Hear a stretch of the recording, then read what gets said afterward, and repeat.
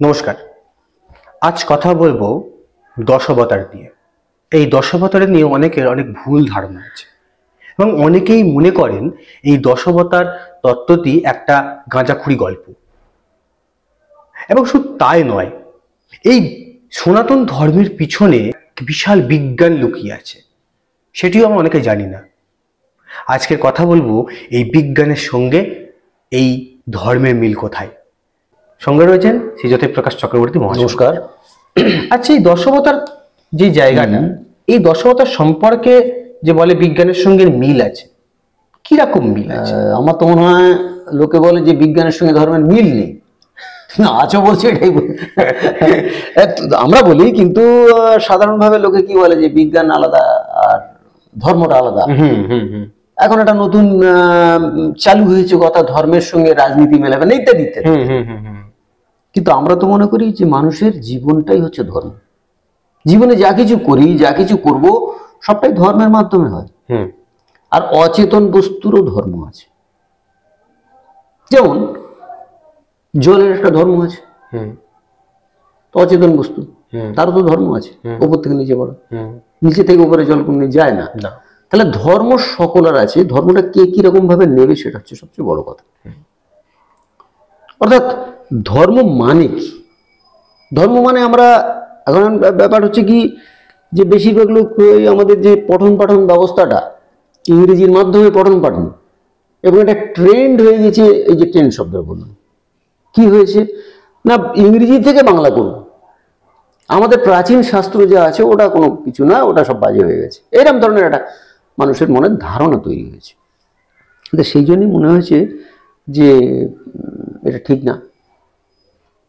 যেমন আমাদের যে 10টা অবতার কল্পনা করা হয়েছে, এখন বিষ্ণু ইনি রূপ ধারণ করলেন, মৎস্যের রূপ ধারণ করলেন, ইনি কুর্মের রূপ ধারণ করলেন, ইত্যাদি ইত্যাদি। 10টা অবতার হলেন, 10 রূপ ধারণ করলেন। তো বিষ্ণুটা কে সে সম্বন্ধে যদি আমরা না জানি, তাহলে কি করে মৎস্য অবতার ধারণ করবেন বলা খুব মুশকিল।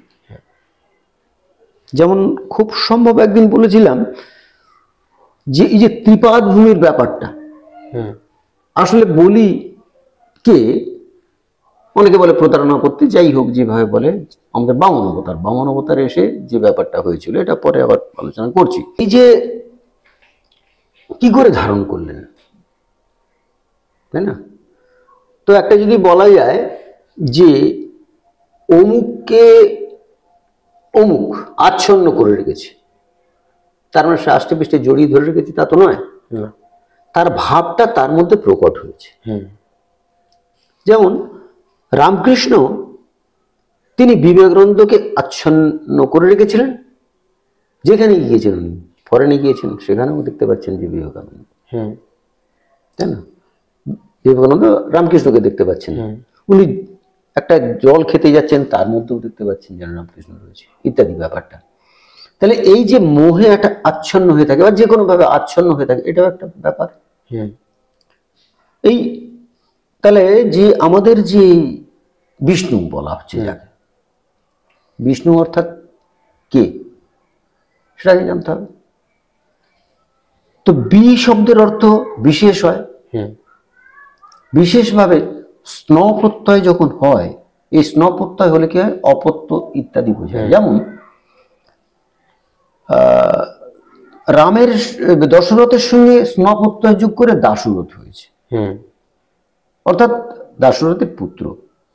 তেমন মৎস্য এই যে শব্দটা,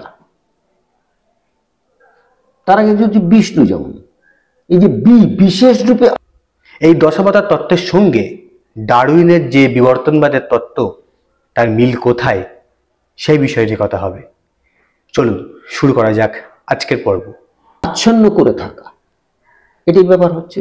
তাহলে মৎস্য অবতার, কুর্ম অবতার ইত্যাদিতে বিষ্ণু, স্বয়ং বিষ্ণু, তিনি যে মাছের মতো রূপ ধরেছিলেন, কুর্মের মতো রূপ ধরেছিলেন, বা বরাহের দাঁত দিয়ে পৃথিবীটাকে ধরে রেখেছিলেন, সেটা নয়। ঠিক আছে? যেমন এই যে এখন যে সময়টা চলছে, একটা প্রস্তর যুগ যেমন চলে গিয়েছে, তাম্র যুগ যেমন চলে গিয়েছে, এখন কিন্তু লৌহ যুগ চলছে। স্টিল, লোহা, এইসবের একটা যুগ চলছে। তাহলে এখন আমাদের প্রত্যেক জিনিসের দরজা জানলা থেকে আরম্ভ করে সব লোহার করছে, অর্থাৎ লোহা আমাদের আচ্ছন্ন করে রেখেছে, এরকম জায়গাটা বুঝতে হবে। তেমন মৎস্য অবতার, কুর্ম অবতার এগুলো ওই রকম ভাবে আচ্ছন্ন করে রেখেছে। কিন্তু আজকের যে টপিকসটা, বিজ্ঞানের সঙ্গে মিলটা কোথায়, সেই কথা বলতে গিয়ে যেটা বলতে হয়, ডারউইনের থিওরি সবাই জানে। ডারউইন কি বলেছিলেন, যে একটা মানুষ না, একটা জীব, সে আস্তে আস্তে সমৃদ্ধি প্রাপ্ত হচ্ছে, হতে হতে একটা জায়গায় গিয়ে পৌঁছচ্ছে। অর্থাৎ একটা ক্ষুদ্র অনুসম একটা জীব, সে একটা বৃহৎ জীবে পরিণত হলো কি করে?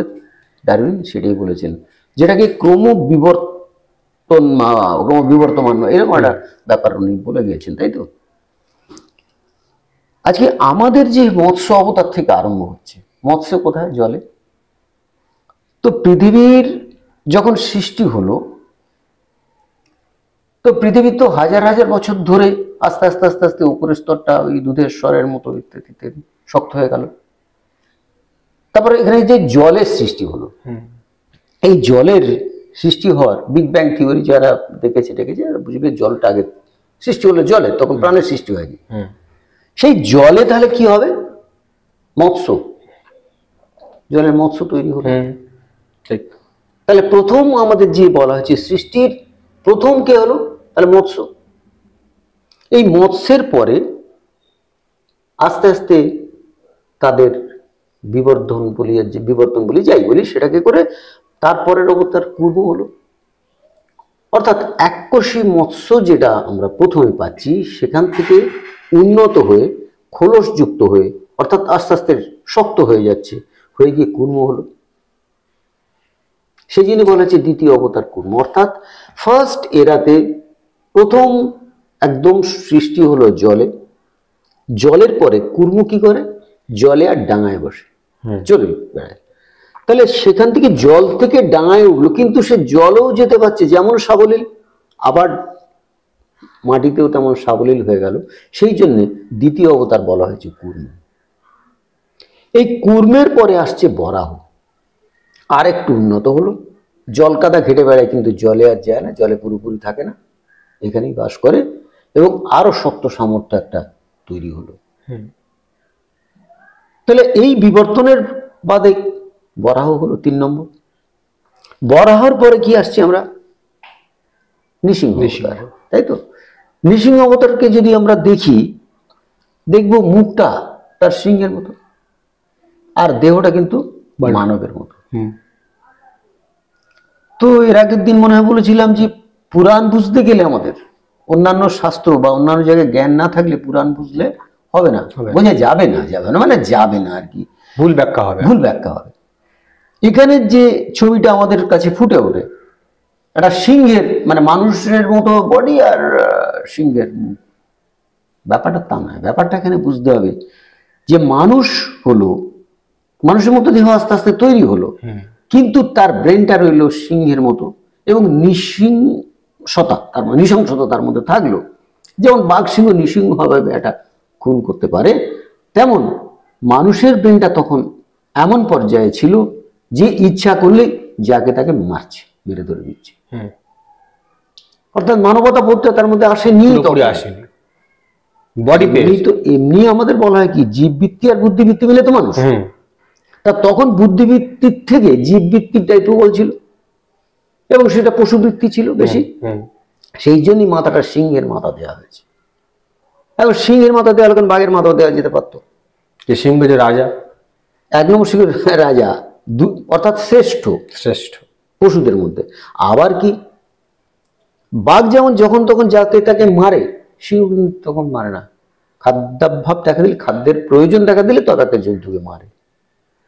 তো যেহেতু বডিটা তার মানুষের মতো হয়েছে, দেহটা, তার মাথাটা তো অনেকটা ডেভেলপড হয়েছে, সাধারণ বাঘের মতো তার তো দেওয়া যাবে না, সেই জন্যই তাকে মাথায় বসানো হয়েছে, সিংহের মুখটা বসানো হয়েছে। নেই সিংহ অবতার। এরপরে কি আসছে? বামন অবতার। অর্থাৎ পরিপূর্ণ মানুষ হলো, মানবিকতা তার মধ্যে হলো, কিন্তু ছোট দেখানো হয়েছে বামন, অর্থাৎ যে বেটে, সেটার জন্য নয়। আচ্ছা, অর্থাৎ তার বুদ্ধিটা খর্ব। বামনের আর কথা তো খর্ব, তাহলে বুদ্ধি তার খর না হয় খর্ব হলো, তীক্ষ্ণ নয়, অসম্পূর্ণ বুদ্ধি থেকে গেছে, এই জন্যে বামন অবতার হলো। ঠিক আছে, এই বামনের পরে কি হলো?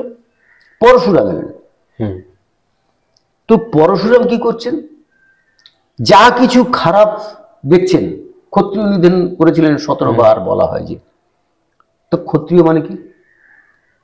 উগ্র তেজ, খাত্র ধর্ম বলতে যেটা বোঝানো হয়েছে, এক রাজা আর এক রাজাকে মেরে দিচ্ছে বিনা কারণে, বিনা কারণে, জায়গা তখন আগ্রাসী মনোভাব জাগে। প্রথমে রাজাদের আগ্রাসী মনোভাব, সারা পৃথিবীতে আগ্রাসী মনোভাব ছিল।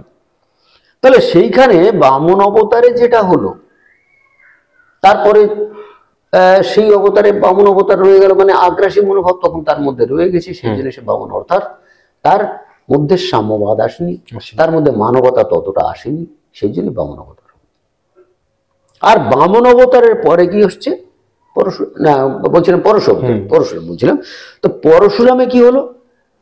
যে তার বুদ্ধিটা এমন আছে, আমার মতামত না হলে তাকে মেরে দেবো, আমার মতামতে সকলের যেতে হবে, যেমন আমাদের আধুনিক হিটলার যেমন করেছিলেন, যে আমার মতো সবার হতে হবে, ইত্যাদি ইত্যাদি। সেই জন্যই পরশুরাম গেল। এই পরশুরামের পরে স্টেজ আসছে শ্রীরাম। এখান থেকে পূর্ণাঙ্গ মানুষ বা পুরুষোত্তমের সৃষ্টি। তো আস্তে আস্তে আমরা দেখছি কি আস্তে আস্তে ডেভেলপমেন্ট হচ্ছে, হয়ে এমন একটা গেল পরিপূর্ণ মানুষ বলতে গেলে শ্রীরামচন্দ্রের দেখানো হয়েছে একটা মূর্তি, যেখানে কিনা মানুষটা পুরোপুরি একদম মানুষের মতো, মর্যাদা পুরুষোত্তম। পুরুষোত্তম এই জন্যই বলা হয়। সেখানে আমরা পাচ্ছি মুনি ঋষি ইত্যাদি ইত্যাদি সকলকে পাচ্ছি আমরা। এবং মুনি ঋষিরা ওই রামচন্দ্রকে নিয়ে যাচ্ছেন অসুর বধ করার জন্য। যারা সমাজে বিশৃঙ্খলা সৃষ্টি করছে তাদেরই মারবে, ভালো লোকের নয়, ভালো লোকের পোষণ করবে, শিষ্টের পালন দুষ্টের দমন। এই জায়গাটা করবে কে? সেখানের জন্যই ওই রামের একটা প্রতীক দেওয়া হলো। রামের পরে আসছে কৃষ্ণ। তাহলে কৃষ্ণ কেন ডেভেলপমেন্ট আরো হলো, অথচ কৃষ্ণ হলো কেন না? সেখানে এসে দেখা যাচ্ছে শুধু ভালো মানুষ সেজে থাকলে এই পৃথিবীতে বেঁচে থাকা যাবে না। অর্থাৎ ধর্মনীতি, কৃষিনীতি এবং তার সঙ্গে সঙ্গে রামচন্দ্রের বেলা কৃষিনীতি কিন্তু হয়ে গেছে, পরিপূর্ণ কৃষিনীতি। রাজনীতিটাও দরকার আছে। রাজনীতি না থাকলে তাহলে দুষ্টের দমন করা ঠিক সঠিকভাবে যাবে না। এই জন্য রাম এবং কৃষ্ণ পাশাপাশি।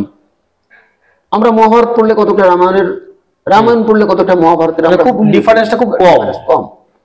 অর্থাৎ একটা যুগের সন্ধিক্ষণে রাম আর কৃষ্ণ খুব এরা এসে গেছেন। তার এইখানে কৃষ্ণ হল, কৃষ্ণ অবতারের পরে বুদ্ধ। দেখলো কি বুদ্ধের অবতারে কি দেখানো হচ্ছে? যে মারামারি করে, কাটাকাটি করে, রাজনীতি করে কোনো লাভ নেই। সুতরাং নিজের ভালো, নিজের আধ্যাত্মিক চেতনা, নিজের বুদ্ধির মতো নিজে চলো, তাতে কারোর সঙ্গে কোনো বিরোধ আর হবে না, শান্তিপ্রিয় থাকো। এই বার্তা দেওয়ার জন্য বুদ্ধের অবতার। এবং শেষ যে কল্কি অবতার, কল্কি অবতার এখন আসেনি, কল্কির অনেক কিছু বলা হয়েছে।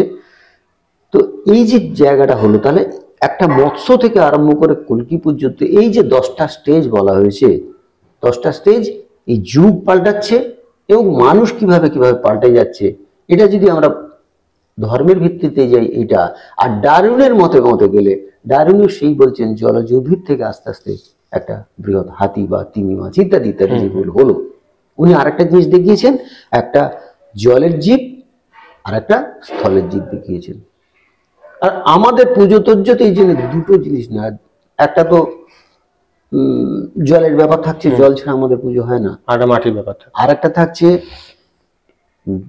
ঘাসের ব্যাপার থাকছে, দুটো ঘাস সেখানে থাকছে, একটা দুর্বা থাকছে, একটা কুশ থাকছে। এই দুটো ছাড়া আমাদের পুজো হয় না।